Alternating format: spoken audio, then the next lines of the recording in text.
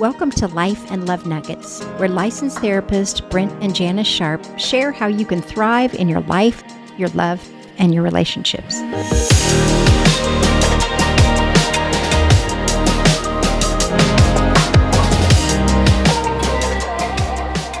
Welcome back, friends. We're glad that you're with us for another episode of Life and Love Nuggets. Last time we talked a little bit about magical thinking and talked about that love is an action. It's a choice that we make. It's something that we do that creates feelings. And for the next few weeks, we're going to talk about this idea of how do we purposely move towards each other. You know, in every relationship, we start out when we're in that smitten phase, which we talked about was a thing, this idea of chemistry, that there's a benefit to that. But we start out with what we call a face-to-face relationship. It's kind of you and me, baby, against the world. Again, we remember that early in courtship where it was just really easy to do nice stuff for each other. I remember the brownies. Yes. When Brent took me out for the first time, or maybe you sent me roses.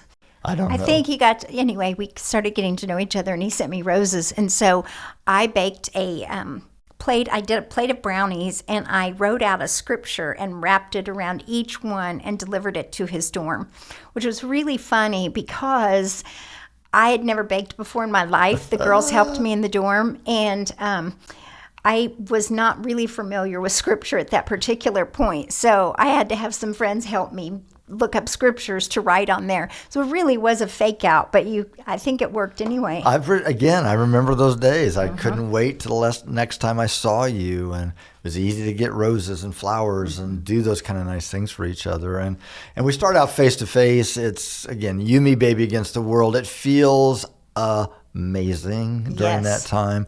We call it the unoffendable zone. It's almost impossible to offend each other.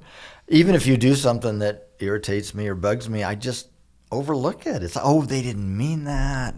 Isn't that cute how they do that? I mean, all this kind of thinking, because there's so much power in this connection that we have. This is why we usually consider walking down the aisle with this person. But every relationship, again, studies tell us we all get about 18 months of that where it's pretty easy, but every relationship turns side to side. And now we have jobs. We had to get jobs. Yeah. We had bills to pay. We had to clean the house. We had to take care of stuff. Eventually we start having children and, you're going to soccer practice here and soccer practice there and this and that and the other. And the best of people and the best of relationships will slowly start disconnecting. We don't do this on purpose. We don't even realize we're doing it. It just is sheerly the demands of life. There's so much expectation in life that draws our attention, and we get focused on all of that, and we slowly get disconnected, and we start living kind of two separate lives. And if we're not careful, we start turning into being old married people that sit in separate rooms and watch separate shows and barely talk to each other. I think about the old joke of the guy that said, I told you I loved you when I married you. If I change my mind, I'll let you know. Right. We kind of can easily slide into that. And so if we start getting disconnected, you get out here and you just look at me wrong.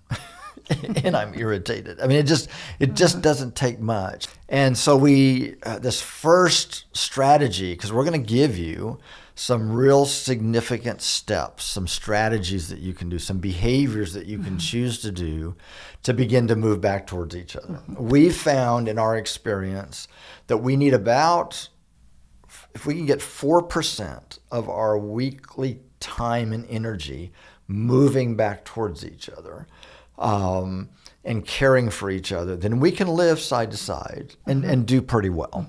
4%'s about 7 hours. Right. We have 168 hours in a week. 4%, that's about 7 hours.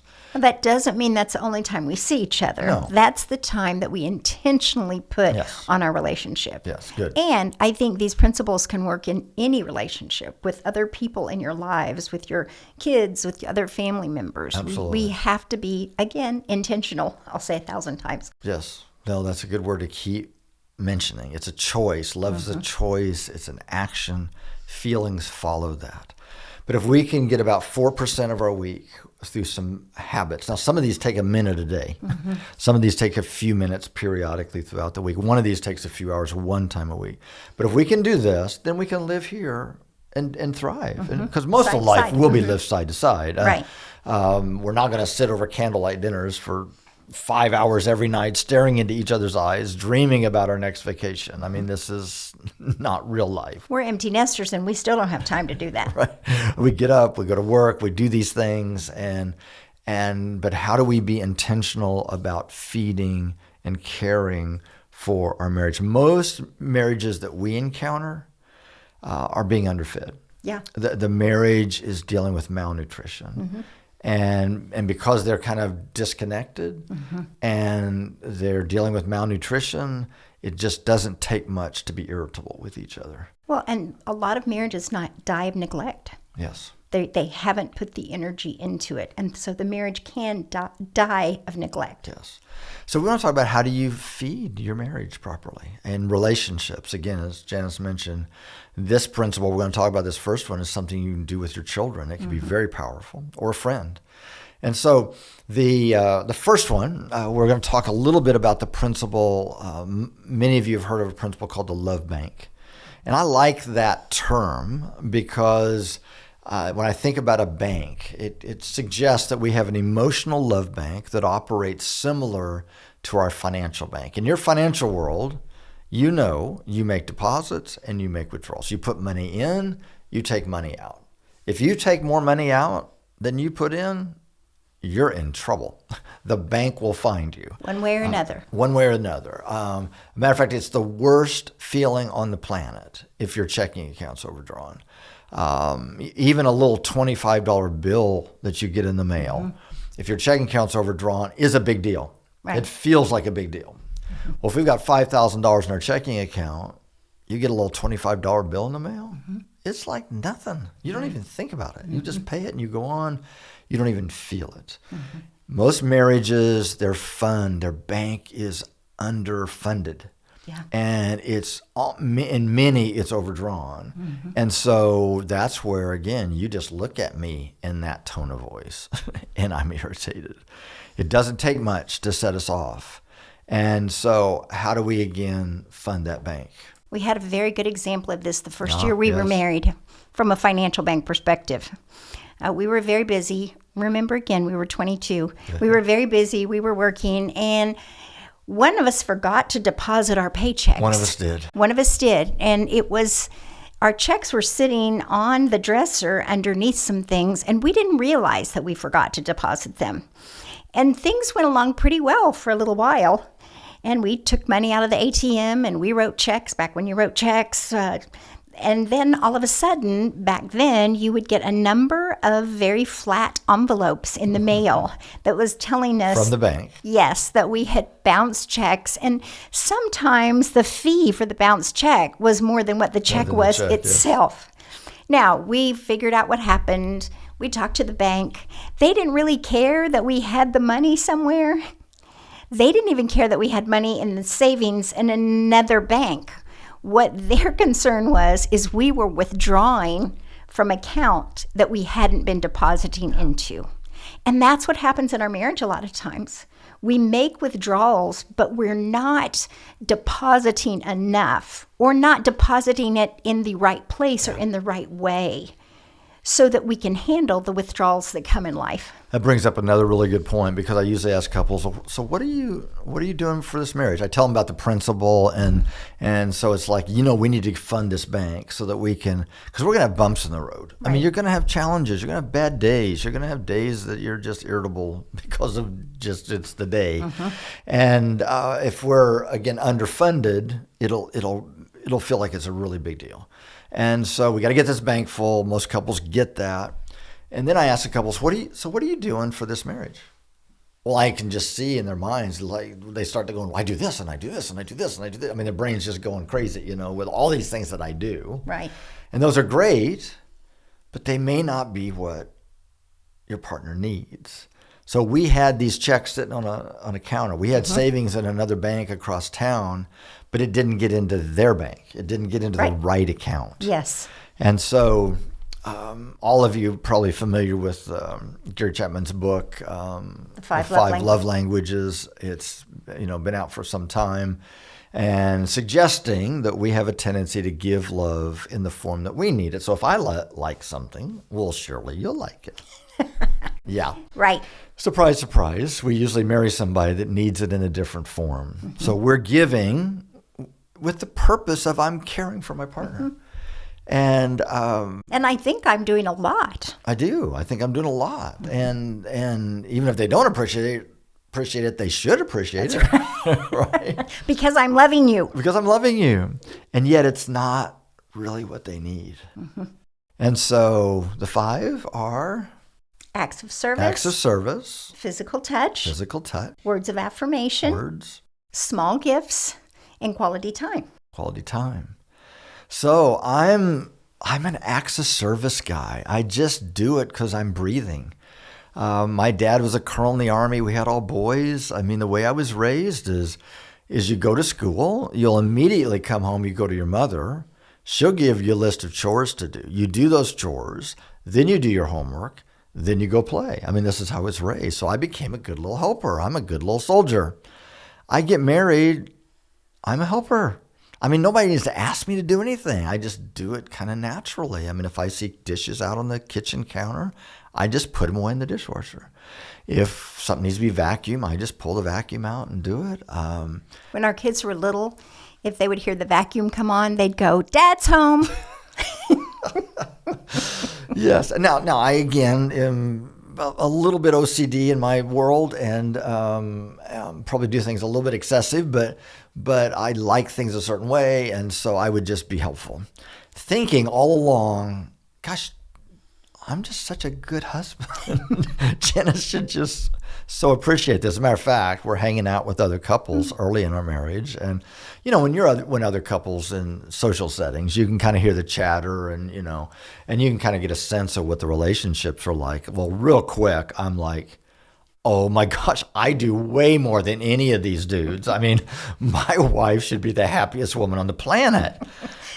People that I worked with, their husbands, if we were at a party or something, they'd go, "Oh, you're Brent."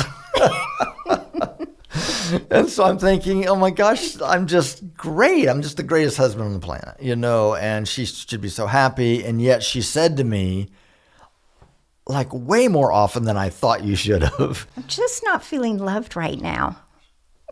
I'm not feeling special." Oh my gosh, how is this possible? I mean, I helped with the dishes last night. I mean, I took your car on Saturday and I detailed it for you. I don't even think you noticed. I didn't. I wondered where you were. So here I am doing all of these things that I thought should feel loving. It's not her love language. I mean, now again, I think you appreciated that stuff. Yes. You didn't want me to stop being helpful.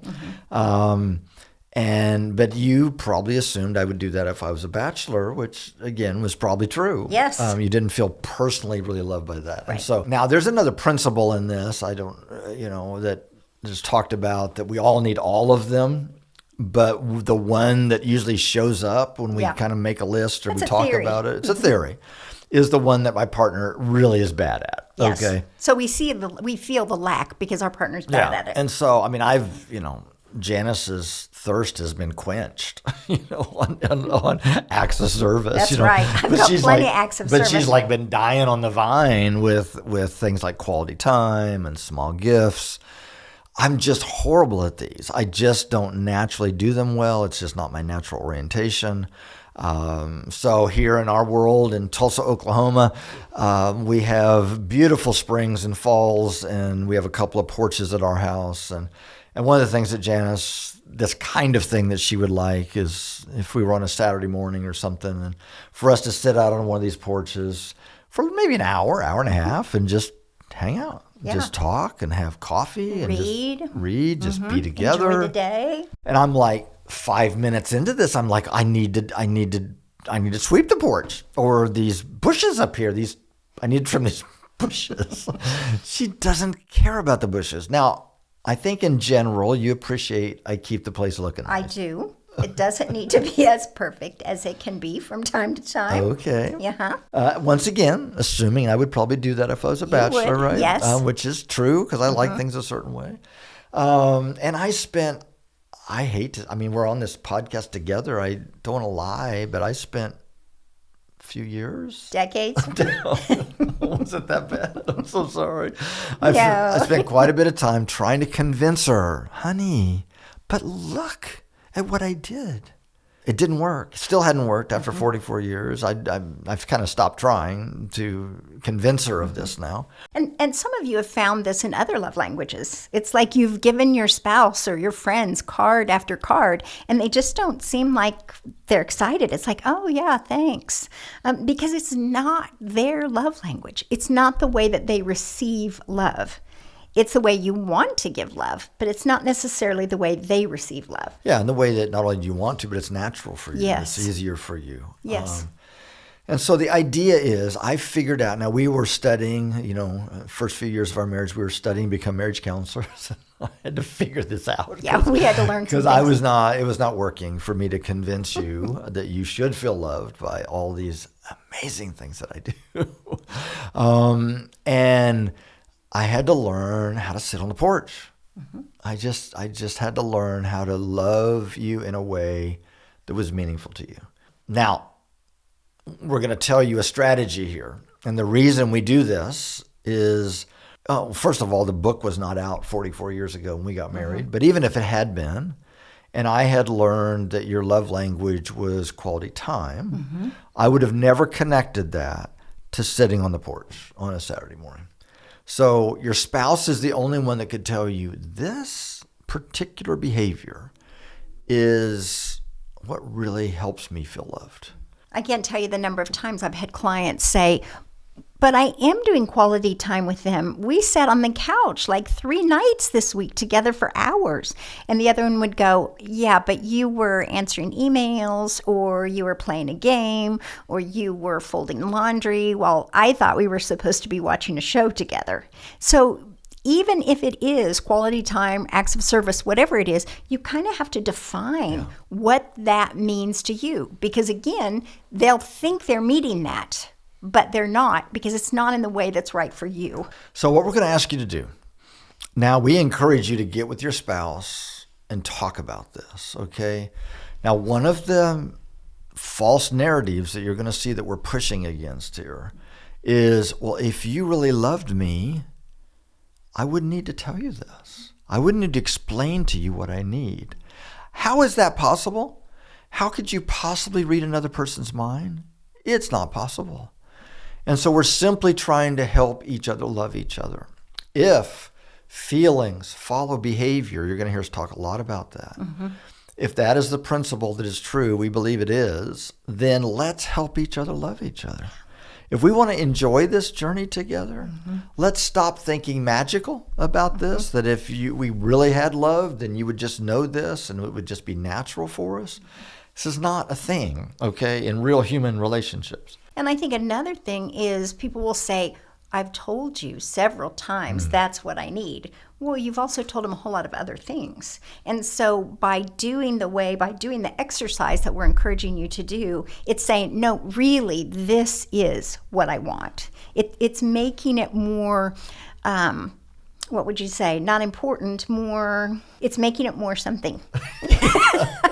It's saying, I really do want this. Emphasizing yes. it. Yes. Yes. Yeah. Intentional. I'm going to say intentional again. There you go. Yeah. Okay. Yes. And so, again, we're trying to help each other love each other. We would really like to enjoy this journey. And so let's help each other. So what we have you do is we're going to have you sit down and make a list of 10 things. This is what we're going to have you start with. Individually, 10 things that if your partner were to do for you, it would feel like love. Now, these need to follow 3 guidelines. The first is these need to be practical and behaviorally specific. So don't say something like, well, just be loving and kind and thoughtful. No idea what that means, okay? I know hey, if I'm working out in the garage, if you bring me my favorite cold drink, I really like that. or if you put your arm around me in church or hold my hand in public, I feel loved by that. And so very practical and behaviorally specific. So don't say, take me to the Bahamas for a month, okay, unless that's practical for you. And if it is, by the way, we have some ministry projects we'd like to talk to you about, so just email us. The Bahama Marriage Cruise. Yeah, the Bahama Marriage Cruise. Very simple, easily repeatable. The second, by the way, we're going to put some ideas. Yes. One of the things I've experienced, I don't know if you have or not, but one of the things I've experienced that when I give this task to women, they could come up with like 25 in like 45 seconds. I have guys oftentimes struggle with this. I don't know if that's it's not always that way, of course. I think sometimes too, it's their Enneagram number or their conditioning. If they're conditioned to go, I shouldn't ask for anything. Either way, that's when I find people have trouble with it. Yeah. So this is going to take some of you some extra effort to do this, but I encourage you really to do this, okay? But we're going to put in the show notes 50 ideas. These are just things that are going to give you get your brain cooking, okay? Get your creative juices flowing. You don't have to pick from this list, even though I've had a few people just star off of our columns. This one and this one and this one. That's okay, but it's okay to be creative with your own ideas. Yeah. The second is positive. So this is not quit interrupting me when we're talking or stop throwing your dirty clothes on the bathroom floor. That is not for this list, okay? Now, eventually we're going to talk about conflict resolution and all that kind of stuff. Not for this exercise, okay? These are all positive, and they also need to be personal. Yes. So probably not clean out the gutters or something. I mean, unless that's really meaningful to you. Now, I will say, yes, when we were first married, he would take my car every Saturday morning. He would clean it. It would be in perfect shape, vacuum, and it all looked great. I didn't notice. You know, I live on a higher plane, especially then, or when I had small kids, they were going to trash it anyway. Now, I love it that he takes my car and he cleans it and he keeps it looking really nice and he fills it with gas. So, you know, some of these can change over time, but there are a few things that are chores that can be a love nugget. Yeah, I think on our list, one of them that we put in there, I sent our list a while back to all of our children to say, do you want to add any to these or some that you guys have? And 2 of them came back with clean out the really yucky things in the refrigerator from time to time. And that really felt like they were loving their spouse by cleaning out the refrigerator. If you're an acts of service person, you're going to want to put those down. Probably. Sure. I'm going to give the baby a bath, right? You know, or whatever. And so whatever it is that feels love. It shouldn't be all chores. Yeah. Because acts of service people will tend to put all chores. True. Yes. Okay. Is that a passive aggressive statement about me? No. Never. No. Oh dear. What? So practical, positive, and personal. Make sure all 10 of them follow those guidelines. Now what we have you do then is once you get this list, is we have you exchange these. And for the next 30 days, it generally takes 30 days to form a habit in our life. Now, that's no guarantee. We all have done things for 30 days and then we promptly stop. But hopefully it will get you in this rhythm of thinking consistently about, have I done something today that they felt? What we're looking for is oh, honey, thank you. That was nice. We're not looking for, oh my gosh, you wouldn't believe what they did for me. I mean, those are going to happen every once in a while in life. We're talking about simple, little loving behaviors. This is the stuff that actually connected us in the beginning of a relationship, is these simple little caring behaviors. We've had 2 daughters get married in the last 5 years, and it's been really interesting to be there for close-up courtship, because it would be things like, I was studying for a test and Grant drove over an hour and went and got me a mocha to bring to me. It's those things we did when we were dating that really mean so much to us. We're taking what was naturally inspirational and realizing that that's not what we can count on anymore, but we can make it purposeful. If we choose to do these things, it can really have an amazing outcome. And so what we have you do is make a list of 10, exchange these, and for the next 30 days, we encourage you to pick something about every other day. We're just trying to get into this, just work into this rhythm, okay? Now, regardless of how you feel, it has nothing to do with how you feel. And you may feel like they just irritated you last night, but I'm choosing to do this. This is what moves love forward. And we don't get stuck on those things that we were irritated by. But love is the dominant force in our relationships because we're choosing to do these things. Now, obviously on the 31st day, we're not going to go, well, did that exercise? Check it off the list, okay? Hopefully by then, as a matter of fact, we encourage couples to get to where literally every day, the rest of your life, you're thinking about this. In our experience, in today's modern world, there's many things that are pulling us away from each other towards other things, kids, work, volunteer, it can be whatever it is.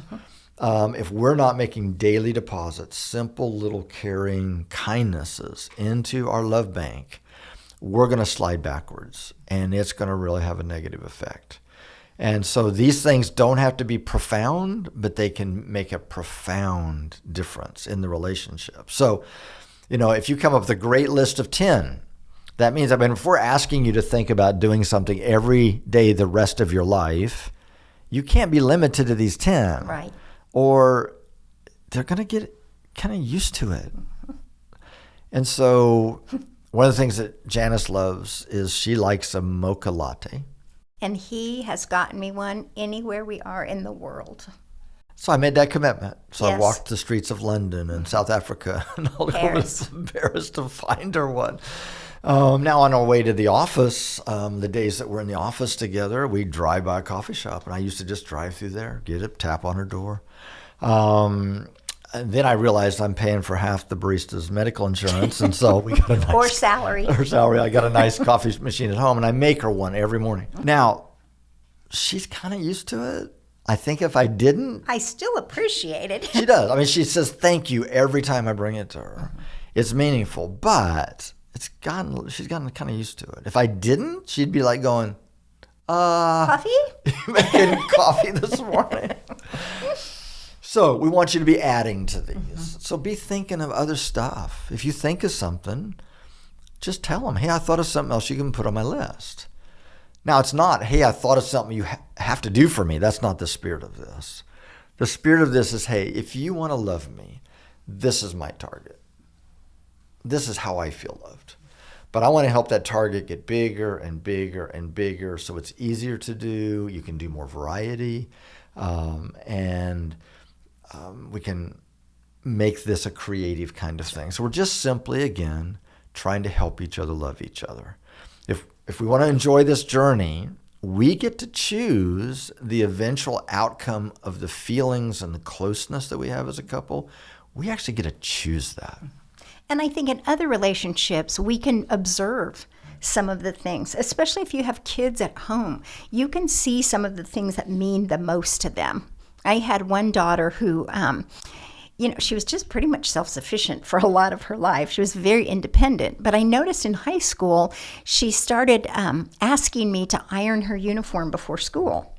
She was very capable of doing that. Or she asked me to read her AP Lit books to her some at night when she was tired from being in sports. And I thought, this is so interesting because she's so independent.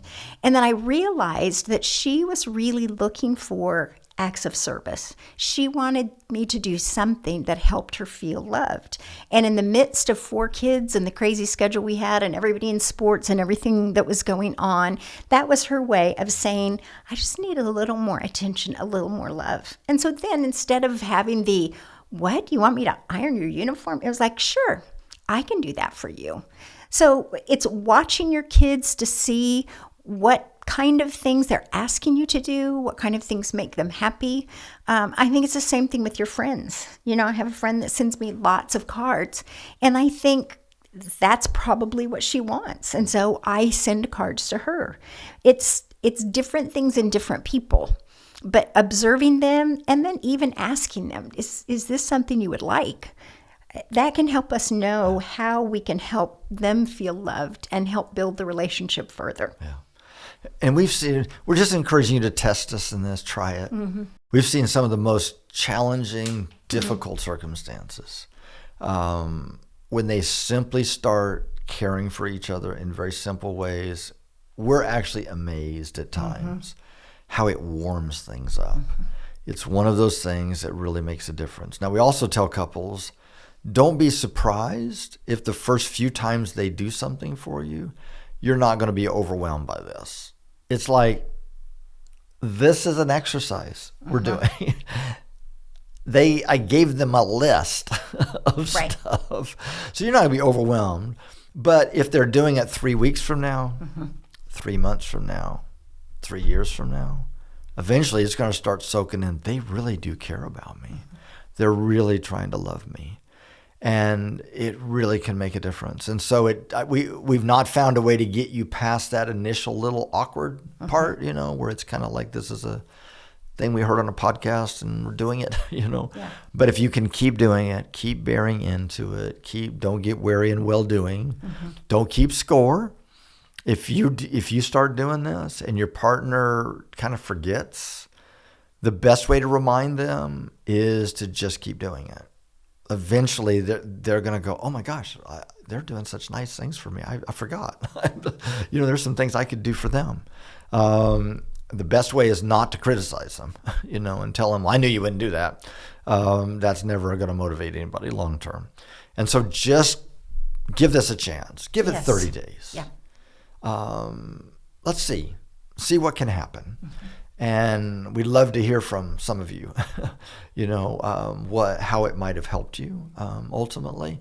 And so remember, feelings follow behavior. It's a choice that we make. And if we can make the right choices and do it in collaboration from each other, we ultimately get to determine the outcome of how vibrant and thriving our relationships can be. And we don't have to turn into old married people. We don't have to turn into old married people. We're trying to keep boyfriend, girlfriend. Forever. That's what we want long term, forever and ever. So as we go today, friends, thank you for listening in. We hope that you'll take some of these strategies and start implementing them. Just start and begin. See what happens. And so as you go into your day, we are excited to have you back next week, and we're going to give you some other ideas on some things that you can continue to do and the ways that you care for each other. Blessings to you as you go in peace. The Life and Love Nuggets podcast should not be considered or used for counseling, but for educational purposes only.